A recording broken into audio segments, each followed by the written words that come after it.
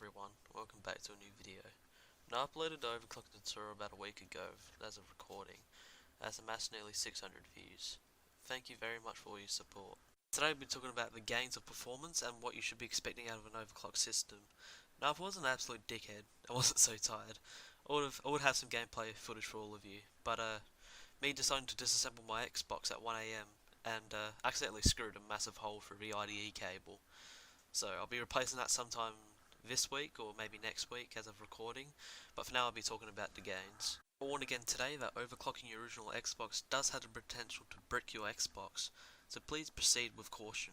For reference today I'll be using the same 1.6B original Xbox that had overclocked in the tutorial. I achieved a pretty decent boost in front side bus speeds. I had gone from the Xbox's stock 733 MHz to a staggering 875 MHz, total boost of about 140. The GPU however produced much less exciting results at the speed of 280 MHz over the stock 233 MHz that the NV2A chip runs at stock.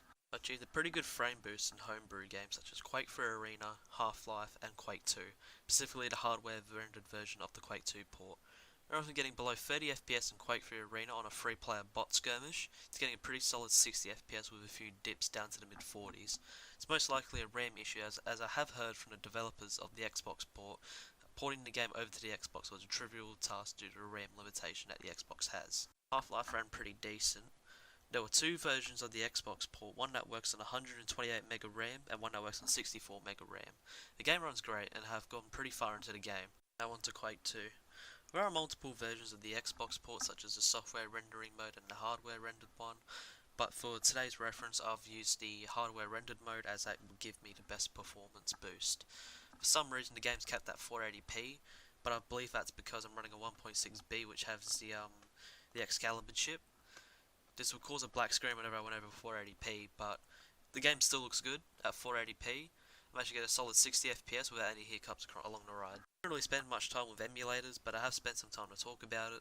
I'm not really big into emulating on the original Xbox, but I do like to play a game of Super Mario 64 here and there. I did not, however, use Super Mario 64 as a benchmark as run without hiccups on a stock system. Emulators are more dependent on the RAM, but the overclock does give the emulators a nice boost on a 64 MB RAM system. I was able to play Legend of Zelda Ocarina of Time at 720p with VSync, as having VSync off would make it way too fast.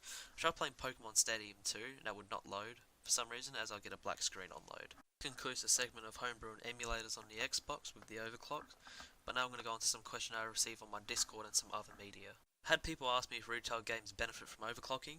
The answer is no, because the games are capped to a certain frame rate and it'll cause some incompatibilities with the 1 GHz, 1.4. You have to patch them manually, like each game, the XBEs, to go at the correct speed, because some games go too fast, some games will just straight up not work.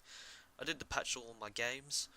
The only games I couldn't play were Grand Theft Auto San Andreas and Splinter Cell Pandora Tomorrow. But originally before the patch, Half-Life 2 would not load, would give me a black screen, but after I applied the patch, it decided to work. So that's probably because it wasn't patched.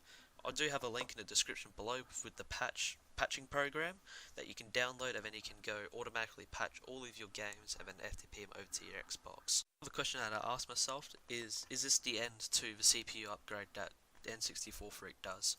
The answer is also no, but in time this answer might change as there's rumours that N64 Freak is retiring from doing Xbox modding in general. But if he decides to release the methods of him doing the CPU upgrade, it might not die, but if he doesn't, it might, but you never know, because some people do know how to do it, but they don't release their methods. Hope you'll like this short video. The video also explains some things about the overclocking tutorial and things I might have missed, but this is what you should be expecting in your overclock, and yeah, hope you'll have a good day, and I'll see you guys in the next video.